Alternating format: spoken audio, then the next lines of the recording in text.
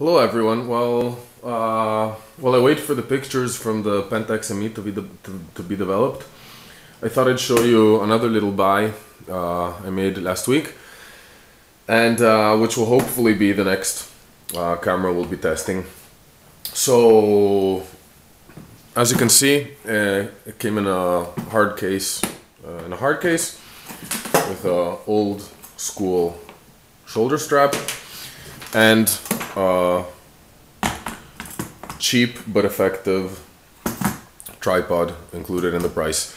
Now, I paid 40 euro for the whole kit, which I think is a pretty decent price considering what I got for it. So let's see what's in the box and let's see if you will agree with me or not.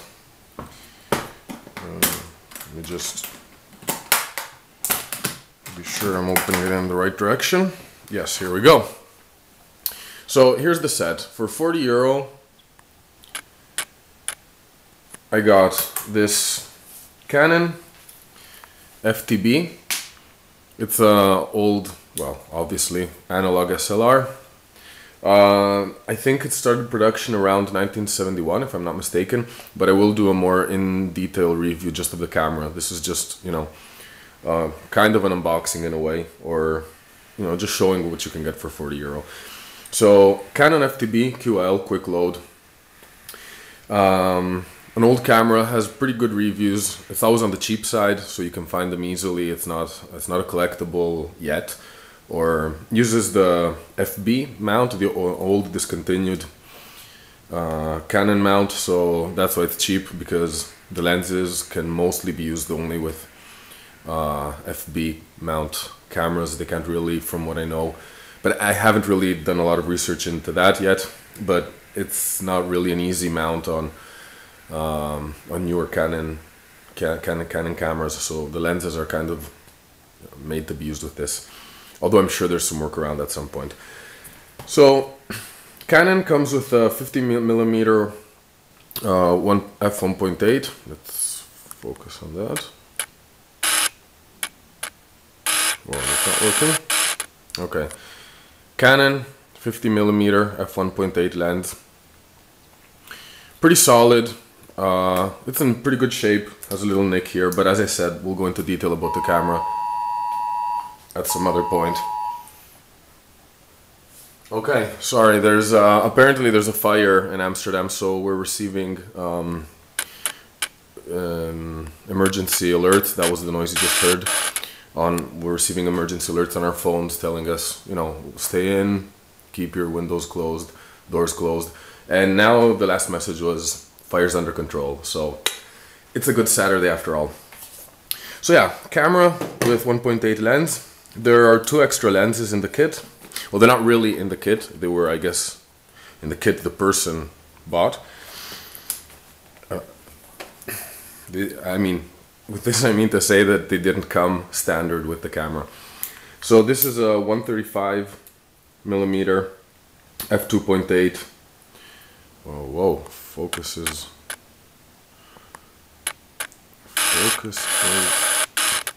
hey, bitch. So 135 f2.8, same Canon mount, FD mount. This is a Vivitar lens. Still pretty cheap. It's not, I mean, nothing to write home about, but you know, it's pretty fast. It's a nice focal length. It'll be nice to play around with it for sure. Second lens, unfortunately in a way, is another 135mm f2.8. So in that sense, the range of the kit I bought isn't really that incredible.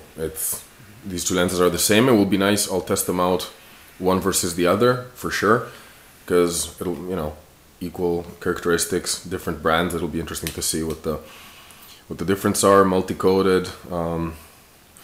This one is a Auto Makinon 1.8. I've seen a lot of these on sale online with a macro function to them. So this one doesn't really have macro written anywhere, so I doubt it is. But I haven't seen any without the macro indications, so I'm not sure about this lens. Still, it'll be interesting to try out. It's an f2.8, so you know, pretty fast. They're all manual focus, of course. And last but not least is the flash. It's an old Philips flash. Our model is, let's see, P32 GTC. I haven't really tested it out a lot. Well, I have just tested it out to see if it works. I haven't checked, you know, settings, working of it.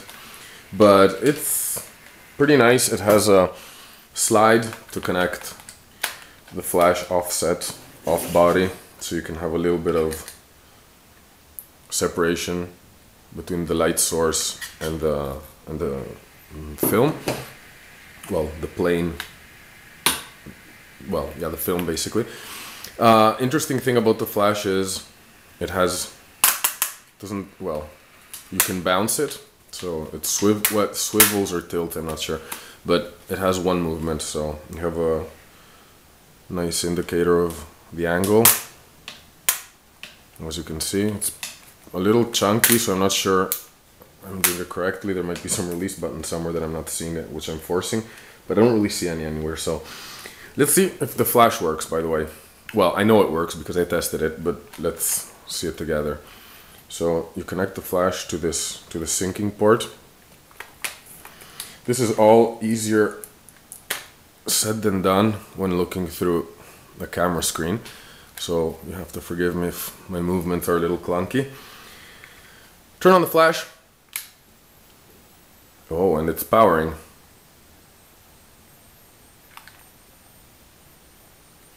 Not your most discreet flash setup, I guess.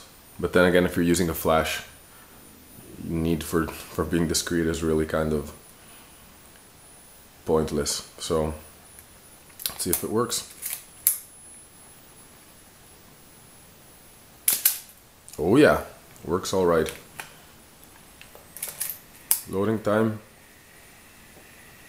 Okay, it takes some time to load, so I overestimated its capability, but it works, so that's the good news. Let's turn that back off. So this full kit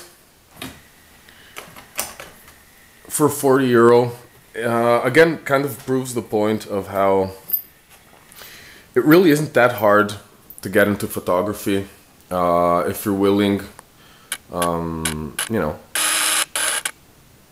if you're willing to go the not so easy way. If you're okay with manual focusing, if you're okay with developing film, if you're okay with the hassle of having to use old technology, if you don't need all the extras new expensive cameras will give, you can literally start taking really good pictures. I mean, well, that's actually not a guarantee, but you can use good gear that is able to let you take good pictures on a really tight budget. So this was the Canon FTb, just an intro, just you know, to show you what's going on. And hopefully in the coming week or two, I'm going to be making a video more in detail about the camera, and then I'll be bringing it out on the field to test, and we'll see how it holds up. Thank you very much for watching, everyone, and yeah, enjoy taking pictures or doing whatever it is you do.